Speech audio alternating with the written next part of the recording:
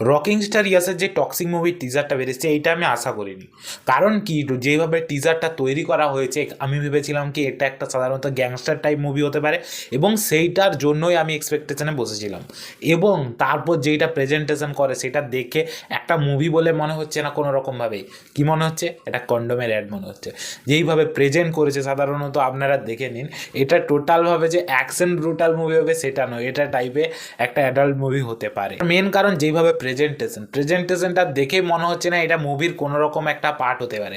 এটা সাধারণত একটা আলাদাভাবে ডিজাইন করা রয়েছে, সেইটুকুই মনে হচ্ছে এটা দেখার পর। এবং কী হবে সেটা জানি না, কারণ মুভির মধ্যেও এরম পার্ট কিছু থাকতে পারে। তবে এটা যেটা কি আগের বেসটা তৈরি করা হচ্ছে, মানে সাধারণত 90s সাল ওই সবের জায়গাকে তুলে আনার চেষ্টা করা হবে। সেই সময় একটা গ্যাংস্টার মানে কী টাইপের গ্যাংস্টার সেই জিনিসটাই আশা করছি এখানে তুলে দেখানো হতে পারে। তবে যেইভাবে লুকিং ফিলটা লাগছে সেটা আমাকে অত ভালো লাগছে না।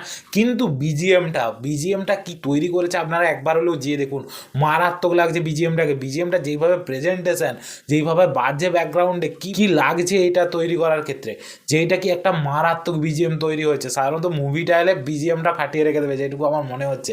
তবে কি মুভিটাও একটা ভালো রকম চলবে, ইয়াস আছে মানে মুভি মানুষ দেখতে যাবে।